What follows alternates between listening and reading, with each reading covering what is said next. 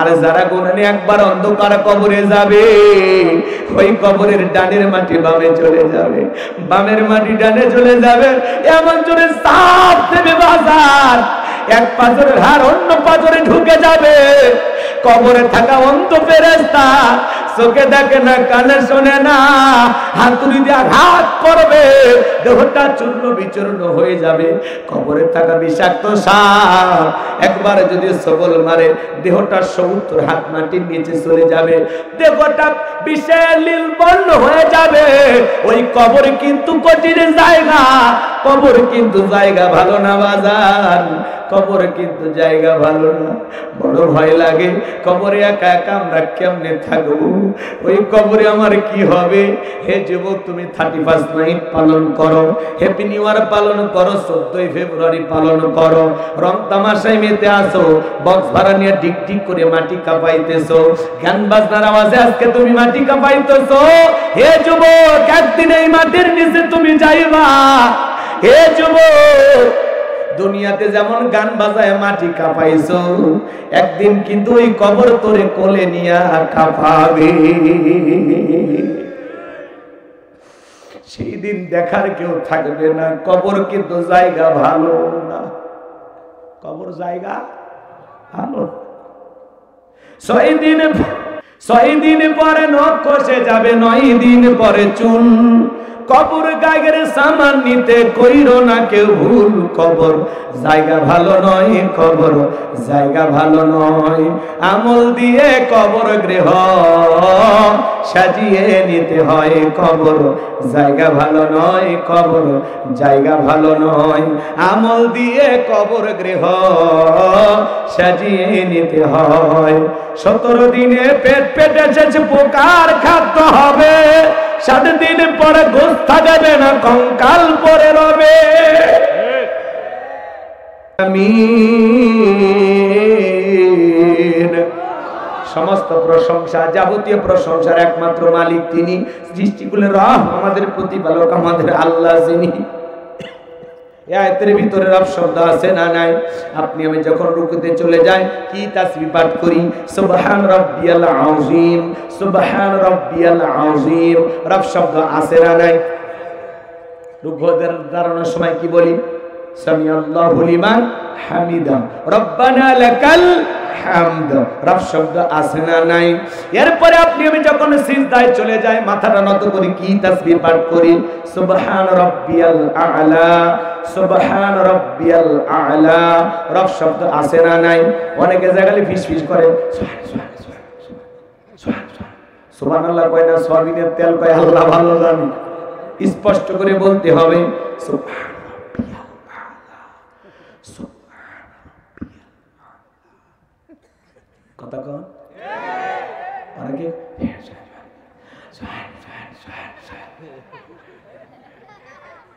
স্পষ্ট করে বলবেন, সুবহান রাব্বিয়াল আ'লা। মনে থাকবে? নামাজের সালাম ফিরানোর পরে আল্লাহ তাআলার কাছে যখন হাত তুলে আমরা দোয়া করি, কি বলি? রব্বানা আতিনা ফিদ দুনিয়া হাসানাতাও ওয়া ফিল আখিরাতি হাসানাতাও ওয়া কিনা আযাবান নার। সূরা বাকারার 201 নম্বর আয়াত। আল্লাহ তাআলার কাছে ডেকে বলি, আমাদের রব, আমাদেরকে দুনিয়ার কল্যাণ দান করো, আখিরাতের কল্যাণ দান করো, ওই কঠিন জাহান্নামের আগুন থেকে আমাদের মুক্তি দাও। ইহকাল পরকালের কল্যাণ দেওয়ার মালিক কে? জাহান্নামের আগুন থেকে বাঁচানোর মালিক কে?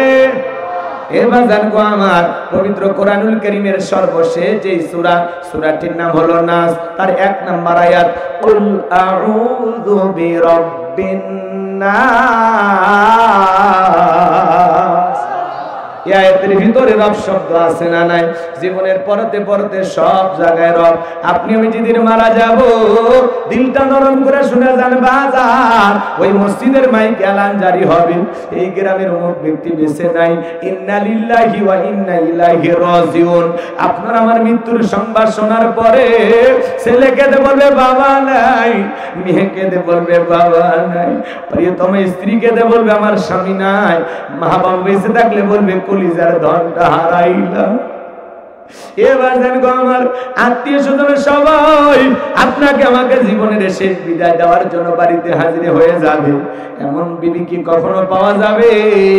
রাত 2টায় স্বামী মারা গেছে, কোন বিবি যদি নিঃশ্বাসটা নাকের ভিতরে হাতটা দিয়ে টের পায় যে আমার স্বামীর নিঃশ্বাসটা বন্ধ হয়ে গেছে, আমার স্বামী আর জীবিত নাই, কোন স্ত্রী কি বলবে এই তো 6টা বাজলে ভোর হয়ে যাবে, 4টা ঘন্টা একটু মৃত স্বামীর সাথে ঘুমায় থাকি? দুনিয়ার কোন বিবি কি বলেন বাজার আপনি আমি মারা গেলে 2-4 ঘন্টা কি আপনার আমার পাশে ঘুমাবে? জোরে বলেন ঘুমাবে? যদি টের পায় স্বামী মারা গেছে, দেরি করবে না, চিৎকার মেরে ডেকে বলবে কে কোথায় আসো, আমার মুখের বাবা তো মারা গেছে, তাড়াতাড়ি করে চলে আসো। ওই রাত 1টা 2টা 3টার দিকে আপনার বানানো তৈরি করা বাড়ি ঘর সেখান থেকে বের করে দেবে বাজার। আপনাকে আমাকে গোসল দেওয়ার জন্য দামি টাইলসওয়ালা বাথরুমটা বানাইছেন, লাখ লাখ টাকা খরচ করে চাইনা টাইলস দিয়া কয়েক লক্ষ টাকা খরচ করেছেন বাজার। জীবনের শেষ গোসলটা ওই দামি বাথরুমের ভিতরে হবে না। এ বাজার একটা ছোট্ট চকি বা খাটের উপরে শুয়াইয়া মাসুরির তলে আপনার আমার জীবনের শেষ গোসলটা হবে। ছোট্ট সন্তান না বুঝে কাঁদে আর বলে আম্মু বাবা কেন গোসলখানায় গোসল করে না, আমার বাবার কেন অন্য মানুষ গোসল করে দেয়, আমার বাবা কেন আমাদের সাথে কথা বলে না? ছোট্ট সন্তানগুলো হাউমাউ করে কান্নাকাটি করবে, ওদের কথার জবাব দেওয়ার ক্ষমতা আপনার আমার থাকবে না। কেউ যাবে বড়ই পাতার গরম পানি দেয়া পানি রেডি করবে, কেউ যাবে বাচ্চারের বাঁশগুলো কাটার জন্য, কেউ যাবে কোদাল নিয়ে আপনার আমার জীবনের শেষ বাড়িটা খনন করার জন্য, কেউ ভাবে যাবে দোকানে কাপড় কেনার জন্য। আপনাকে আমাকে শেষ বিদায় দেওয়ার জন্য সবাই প্রস্তুতি গ্রহণ করবে। আজকে আমি যদি মারা যাই বাজান, মাহফিলেই যদি মারা যায়, আমার লাশটা বাড়িতে পৌঁছার আগেই আমার কিন্তু জীবনের শেষ বিদায়ের আয়োজন শুরু হয়ে যাবে। ছেলেটা বলবে আব্বা অনেক আগে মারা গেছে, তাড়াতাড়ি করে কবরটা খনন করো। বিবি বলবে বেশিক্ষণ দেরি করা যাবে না, আসা মাত্রই জানাজা পড়ে কবরে শায়িত করা লাগবে। আপনি যদি ঢাকায় মারা যান, লাশটা বগুড়া কাহালুতে আসার আগে আপনার কবর খোঁড়া শেষ হয়ে যায়। এ বাজার গো আমার দিলটা নরম করে কথাগুলো শুনে যান বাজার। আপনি আমি যেদিন মারা যাব, মায়ের কোল থেকে মায়ের গর্ভ থেকে যেমন দুনিয়াতে এসেছিলাম পোশাক ছিল না, জীবনের শেষ গোসলটা যেদিন করা দেবে দেখে কোনো পোশাক থাকবে না। আপনাকে আমাকে করায় গোসল করায় দেবে, কাপড়ের মধ্যে চকলেটের মতো মোড়াইয়া আতর সুরমা লাগাইয়া জনমের মতো সাজাইয়া মসজিদের খাটিয়াতে তুইলা 4 জন বরযাত্রী ধইরা একে একে কবরস্থানে নিয়ে যাবে। লাশটা নামানোর জন্য 3 জন মানুষ কবরে নামবে, মনে হবে এরা আমার সাথী হবে, কিন্তু না। কবরে লাশটা রাখার পরে মুখটা কেবলামুখী করে দিয়ে একে একে সবাই কবর থেকে উঠে আসবে। বাঁশের বিছানাগুলো যখন কবরের উপরে বেছায়া দেবে, ছোট ছোট ছিদ্রগুলো দিয়ে হালকা একটু আলো কবরে প্রবেশ করবে। এরপরে যখন কবরের উপরে মনকে মন মাটি চাপা দেবে বাজা, কবরটা হয়ে যাবে অন্ধকার। আত্মীয় স্বজন সবাই কবর দিয়ে একে একে চলে আসবে, ওদের পায়ের আওয়াজ আপনি আমি শুনতে পাবো। কবরে থাকা ব্যক্তি চিৎকার মেরে ডেকে বলবে আমাকে একা রাইখা যাও না, আমাকে একা রাইখা যাও না। কবরে থাকা ব্যক্তির চিৎকার দুনিয়ার কেউ শুনতে পাবে না। আমার নবী বলেন যে কবরে চলে গেল তার চাইতে অসহায় কেউ নাই। সমুদ্রের বুকে উথাল পাতাল ঢেউ, সেখানে আপনি যদি একাই থাকেন আপনার অবস্থাটা কেমন হবে? ওই জায়গায় আপনি যেমন অসহায়, কবরের ভিতরে আপনি আমি তার চাইতে বেশি অসহায়। আমার নবীজি ডেকে বলেন, ক্বালা ক্বালা রাসূলুল্লাহি সাল্লাল্লাহু আলাইহি সাল্লাম, ইন্নামাল কুবরু রাউযাতুম মিন রিয়াদিল জান্নাহ আও হুফরাতুম মিন হুফারিন নার। রাওয়াহু তিরমিজি। বিশ্বনবী ডেকে বলেন, যে ব্যক্তির আমল ভালো, মৃত্যুর সঙ্গে সঙ্গে আল্লাহ তাআলা তার কবরটাকে জান্নাতের বাগান বানায়া দিবেন। আর যে ব্যক্তির আমল খারাপ, আও হুফরাতুম মিন হুফারিন নার, তার কবরটা হবে জাহান্নামের আগুনের গর্ত। এই জাহান্নামের আগুনের গর্তের গভীরতা কত জানেন? নবীজি আমার এক জায়গায় বসা, আসমান থেকে জিবরাইল আসলেন, ডেকে বলেন, নবী গো, এই মুহূর্তে একটা আওয়াজ হলো, আপনি কি শুনতে পাইছেন? আমার নবী বলে, হ্যাঁ জিবরাইল, আমি শুনতে পেয়েছি। বিশ্ব নবীকে জিবরাইল দেখে বলেন, নবী, আজ থেকে 70 বছর আগে আল্লাহ তাআলা জাহান্নামের গর্তের মুখে একটা পাথর ছেড়ে দিয়েছিল। এই মাত্র জাহান্নামের তলদেশে পাথরটা পৌঁছাইলো। চিন্তা করেন বাজার, একটা পাথর ছেড়ে দিলে যদি 70 বছর সময় লাগে নিচে পড়তে, আল্লাহ না করুক আপনার আমার গুনাহের কারণে, অপরাধের কারণে আসমান জমিনের মালিক আল্লাহ বেজার হইয়া একবার যদি জাহান্নামের গর্তের আগুনে ফেলে দেয়, আপনার আমার বাঁচার কিন্তু কোনো উপায় নাই। দুনিয়ার আগুনের চাইতে জাহান্নামের আগুনের পাওয়ার 70 গুণ বেশি। জাহান্নামের আগুনে যারে কলিজায় লাগবে বাজার, দেখের ভিতরে আগুন লাগলে মনে হবে কলিজাটা পুরে ছাই হয়ে যাবে। ইন্নাহা সাআত মুস্তাকাররা ওয়া মুকামা, নিশ্চয়ই আবাসিত হিসাবে, বসতির জায়গা হিসাবে ওই জাহান্নাম হলো নিকৃষ্টতম একটা স্থান। জাহান্নাম সুখের জায়গা না, ওইটা হলো যন্ত্রণার কারখানা।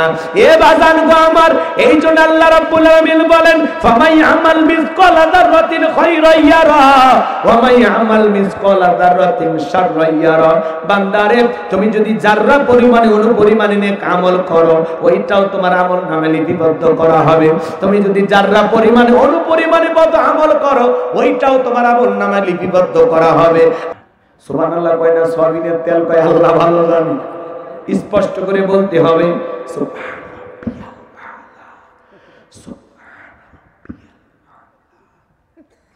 কথা কন অনেকে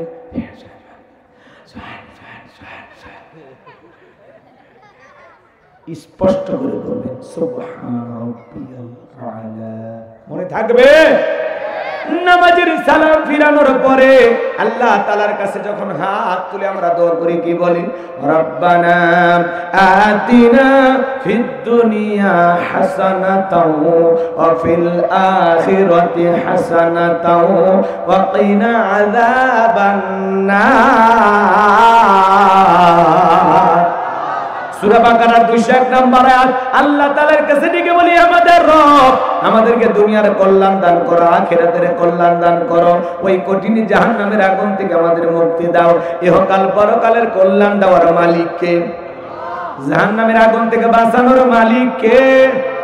এবার জানবো আমার পবিত্র কোরআনুল কারীমের সর্বশেষ যে সূরাটির নাম হলো নাস, তার 1 নম্বর আয়াত, কুল আউযু বিরাব্বিন নাস। এই আয়াতের ভিতরে রব শব্দ আছে না নাই? জীবনের পরতে পরতে সব জায়গায় রব। আপনি আমি যেদিন মারা যাব, দিলটা নরম করে শুনে যান বাজার, ওই মসজিদের মাইকে এলান জারি হবে, এই গ্রামের অমুক ব্যক্তি বেঁচে নাই, ইন্না লিল্লাহি ওয়া ইন্না ইলাইহি রাজিউন। আপনার আমার মৃত্যুর সংবাদ শোনার পরে ছেলে কেঁদে বলবে বাবা নাই, মেয়ে কেঁদে বলবে বাবা নাই, প্রিয়তম স্ত্রী কেঁদে বলবে আমার স্বামী নাই, মা বাবা বেঁচে থাকলে বলবে কলিজার ধনটা হারাইলাম। এবার জানবো আমার আত্মীয় স্বজনের সবাই আপনাকে আমাকে জীবনের শেষ বিদায় দেওয়ার জন্য বাড়িতে হাজির হয়ে যাবে। এমন বিবি কি কখনো পাওয়া যাবে?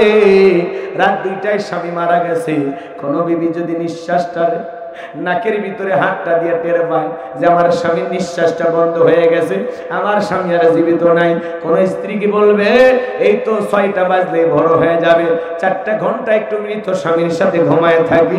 দুনিয়ার কোন বিবি কি বলেন বাজার আপনি আমি মারা গেলে 2-4 ঘন্টা কি আপনার আমার পাশে ঘুমাবে? জোরে বলেন ঘুমাবে? যদি টের পায় স্বামী মারা গেছে দেরি করবে না, চিৎকার মেরে ডেকে বলবে, কে কোথায় আসো? আমার মুখের বাবা তো মারা গেছে, তাড়াতাড়ি করে চলে আসো। ওই রাত 1টা 2টা 3টার দিকে আপনার বানানো তৈরি করা বাড়ি ঘর সেখান থেকে বের করে দেবে বাজার। আপনাকে আমাকে গোসল দেওয়ার জন্য দামি টাইলসওয়ালা বাথরুমটা বানাইছেন, লাখ লাখ টাকা খরচ করে চাইনা টাইলস দিয়া কয়েক লক্ষ টাকা খরচ করেছেন বাজার। জীবনের শেষ গোসলটা ওই দামি বাথরুমের ভিতরে হবে না। এ বাজার, একটা ছোট্ট চকি বা খাটের উপরে শুয়াইয়া মাসুরির তলে আপনার আমার জীবনের শেষ গোসলটা হবে। ছোট্ট সন্তান না বুঝে কাঁদে আর বলে, আম্মু বাবা কেন গোসলখানায় গোসল করে না? আমার বাবার কেন অন্য মানুষ গোসল করে দেয়?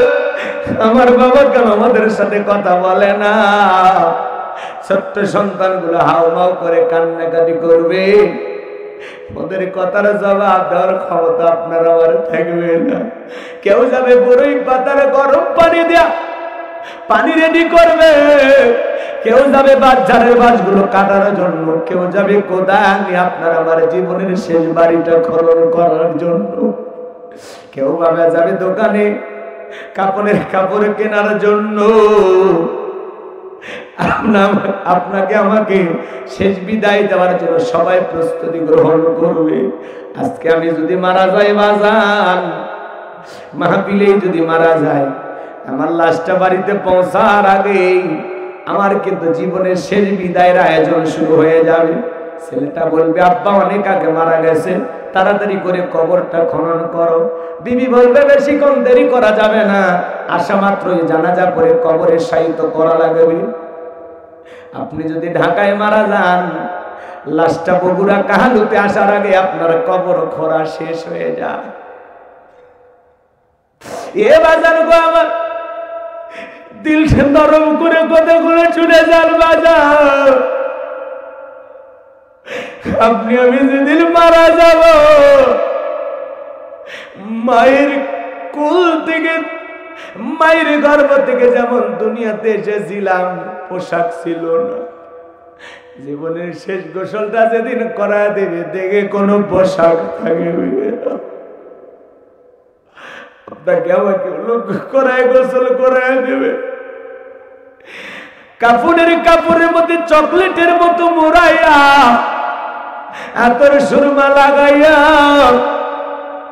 জনমের মতো সাজাইয়া মসজিদের খাটিয়াতে তুইলা 4 জন বরযাত্রী ধইরা একে একে কবরস্থানে নিয়ে যাবে। লাশটা নামানোর জন্য 3 জন মানুষ কবরে নামবে, মনে হবে এরা আমার সাথী হবে, কিন্তু না। কবরে লাশটা রাখার পরে মুখটা কেবলামুখী করে দিয়ে একে একে সবাই কবর থেকে উঠে আসবে। বাঁশের বিছানাগুলো যখন কবরের উপরে বেছায়া দেবে, ছোট ছোট ছিদ্রগুলো দিয়ে হালকা একটু আলো কবরে প্রবেশ করবে। এরপরে যখন কবরের উপরে মনকে মন মাটি চাপা দেবে বাজা, কবরটা হয়ে যাবে অন্ধকার। আত্মীয়জন সবাই কবর দিয়ে একে একে চলে আসবে। ওদের পায়ের আওয়াজ আপনি আমি শুনতে পাবো। কবরে থাকা ব্যক্তি চিৎকার মেরে ডেকে বলবে, আমাকে একা রাইখা যাও না, আমাকে একা রাইখা যাও না। কবরে থাকা ব্যক্তির চিৎকার দুনিয়ার কেউ শুনতে পাবে না।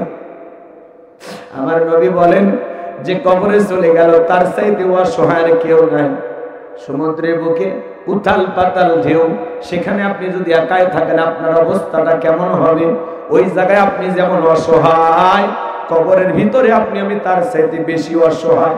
আমার নবীজি ডেকে বলেন, ক্বালা ক্বালা রাসূলুল্লাহি সাল্লাল্লাহু আলাইহি সাল্লাম, ইন্নামাল কুবরু রাউযাতুম মিন রিয়াদিল জান্নাহ আও হুফরাতুম মিন হুফারিন নার। রাওয়াহু তিরমিজি। বিশ্বনবী ডেকে বলেন, যে ব্যক্তির আমল ভালো, মৃত্যুর সঙ্গে সঙ্গে আল্লাহ তাআলা তার কবরটাকে জান্নাতের বাগান বানায়া দিবেন। আর যে ব্যক্তির আমল খারাপ, আও হুফরাতুম মিন হুফারিন নার, তার কবরটা হবে জাহান্নামের আগুনের গর্ত।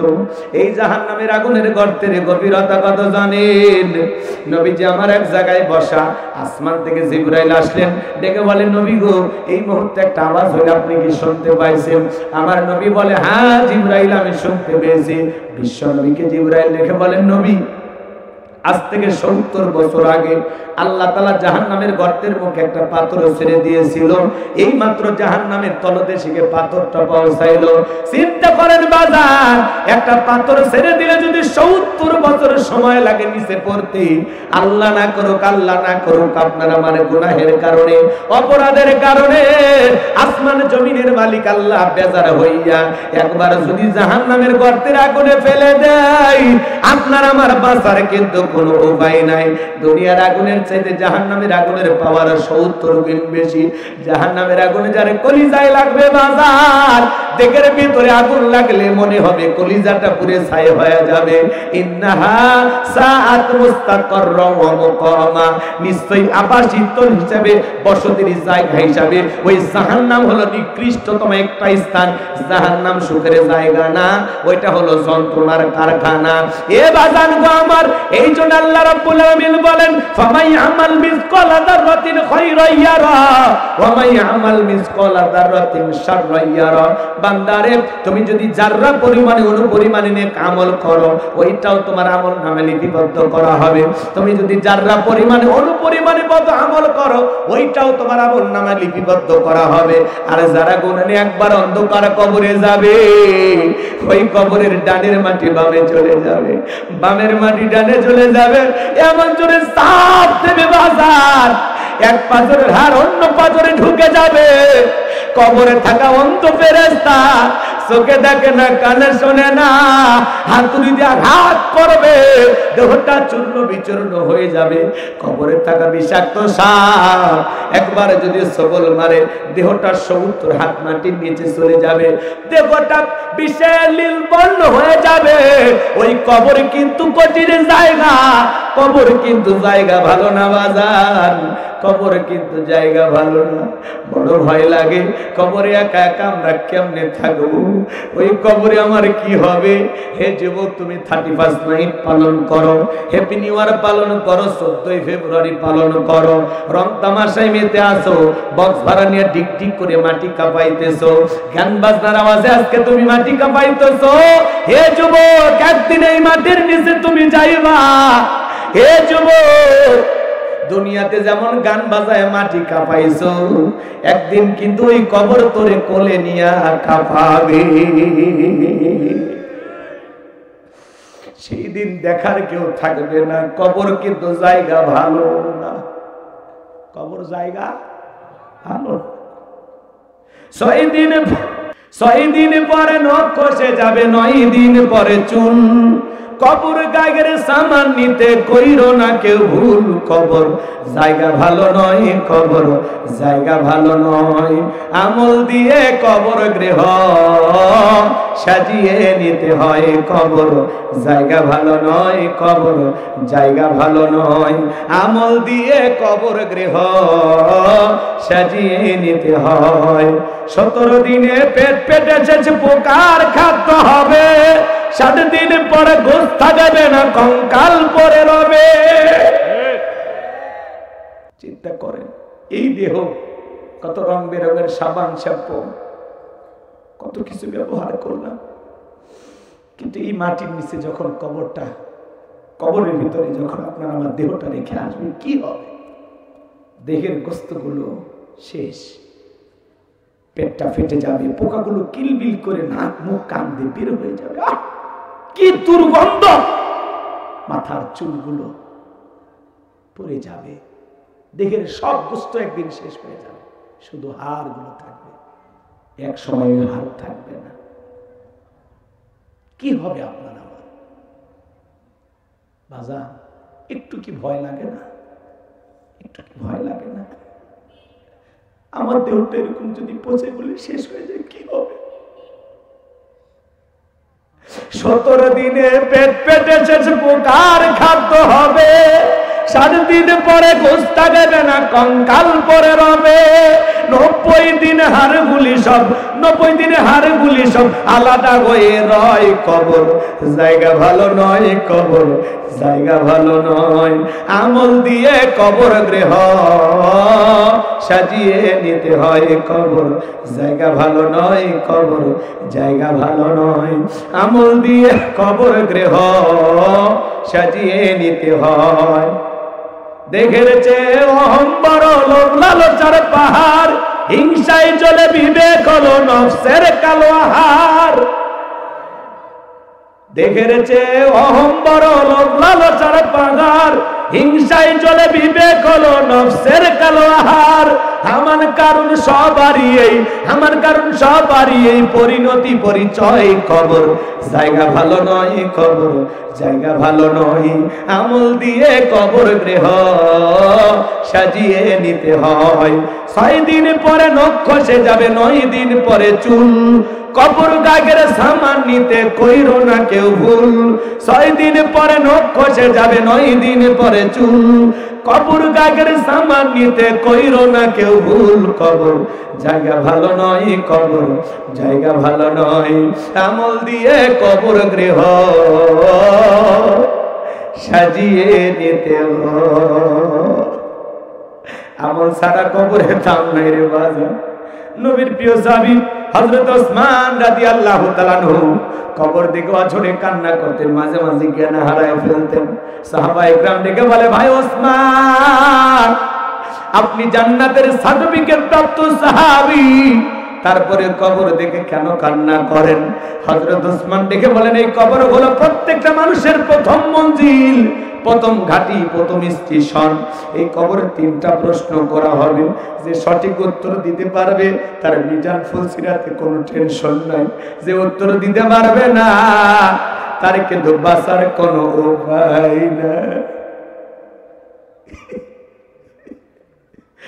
হযরত ওসমান ডেকে বলেন ওই কবরে 3টে প্রশ্ন করা হবে 8 নাম্বার প্রশ্ন করা হবে মার রব্বুকা তোমার রব কি এই দুনিয়ার জমিনে রবের গোলামি করেছে যারা নেক আমল করেছে যারা আল্লাহর মুমিন মুত্তাকি বান্দা যারা আল্লাহর গোলামি করে নেক আমল করে কবরে যাবে যারা সঠিক উত্তর দিতে পারবে তারা তাদেরকে যখন প্রশ্ন করা হবে মার রব্বুকা আল্লাহর এই নেককার মুমিন মুত্তাকি বান্দা খাঁটি মুসলমান আল্লাহর প্রিয় গোলাম জবাব দিয়ে বলবে রব্বি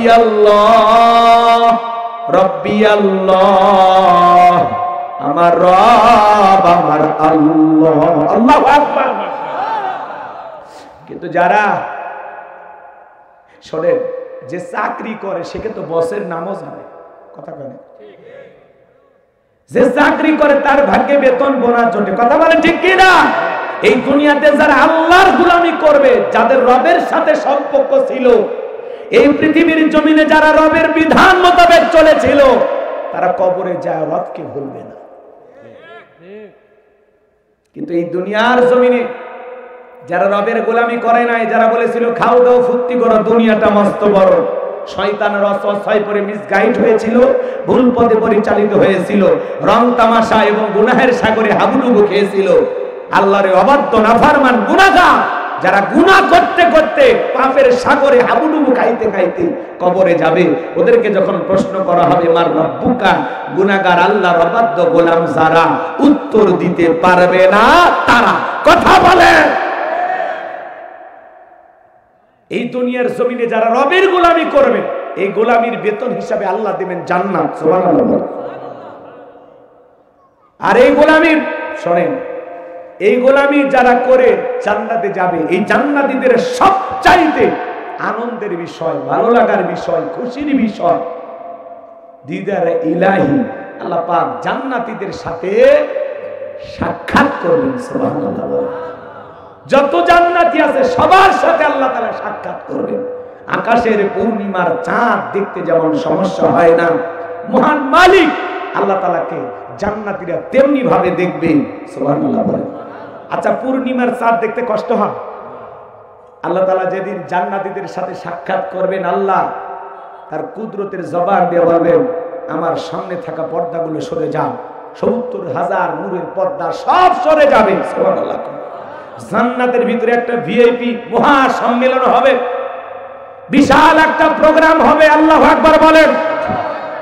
এই জান্নাতের প্রোগ্রামের সভাপতি হবেন আমার আল্লাহ, প্রধান অতিথি বিশ্বনবী মুহাম্মদ রাসূলুল্লাহ সাল্লাল্লাহু আলাইহি সাল্লাম, আর বিশেষ অতিথি হলো সব পয়গম্বর। আর আগত যত জান্নাতীরা, জান্নাতে আল্লাহ তাআলা যাদেরকে নেবেন, এই জান্নাতি সমস্ত মানুষেরা হবে সেই প্রোগ্রামের শ্রোতা। সুবহানাল্লাহ বলেন। কষ্ট হয় আমার কথা? আমলের কথাগুলো শুনে যান বাজান, সামনের দিকে যায়, আমি আপনাদেরকে কষ্ট দেব না। তাহলে বলেন তো, কবরে 1 নাম্বার প্রশ্ন, আমার রব্বুকা, তোমার রবকে। জীবনের পরতে পরতে সব জায়গায় রব আছে না নাই? একটু জোরে বলেন, আছে না নাই? এইজন্য আল্লাহ বলেন, ইন্নাল্লাযীনা ক্বালু রাব্বুনা আল্লাহ, নিশ্চয়ই যারা বলে আমি তাদের রব। আমাদের রব কে? জোরে বলেন, কে? রবের 1 নাম্বার অর্থ হলো, রব মানে সৃষ্টিকর্তা। জোরে বলেন, কি কর্তা? আর একটু জোরে বলেন, কি কর্তা? মন খারাপ করতেছেন মনে হয় আপনারা, গভীর মনোযোগ দিয়ে কথাগুলো বোঝার এবং শোনার চেষ্টা করবেন বাজান গো আমার। আল্লাহ রাব্বুল আলামিন বলেন, ইয়া আইয়ুহান নাসু উবুদু রাব্বাকুমুল্লাযী খালাকাকুম ওয়াল্লাযীনা মিন ক্বাবলিকুম লাআল্লাকুম তাত্তাকুন।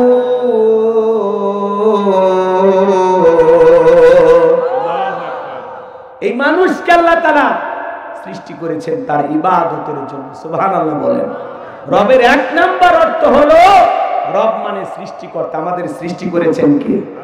জোরে বলেন, কে? তাহলে গোলামি হবে কার? সে রবের। ইন্নাল্লাযীনা ক্বালু রাব্বুনা আল্লাহ, নিশ্চয়ই যারা বলে আমি তাদের রব। কিছু মানুষকে আল্লাহ যখন ক্ষমতা দান করে, তারা নিজেকে রব বলে দাবি করে। আছে না ভাই এরকম? এই পৃথিবীর জমিনে অনেক মানুষকে আল্লাহ পাক রাজত্ব পাওয়ার ক্ষমতা দিয়েছিলেন। আপনারা মন খারাপ করেন? একজন বাদশাকে আল্লাহ পাক পুরো পৃথিবীর রাজত্ব পাওয়ার দিয়েছিলেন। এই জালিম বাদশার নাম হলো বাদশা বখতে নাসর। জোরে বলেন, কি নাম? পুরো পৃথিবীর ক্ষমতা আল্লাহ তাআলা তাকে দিয়েছিলেন। ওই জামান আল্লাহ তাআলা তার একজন পয়গম্বর পাঠিয়েছিলেন।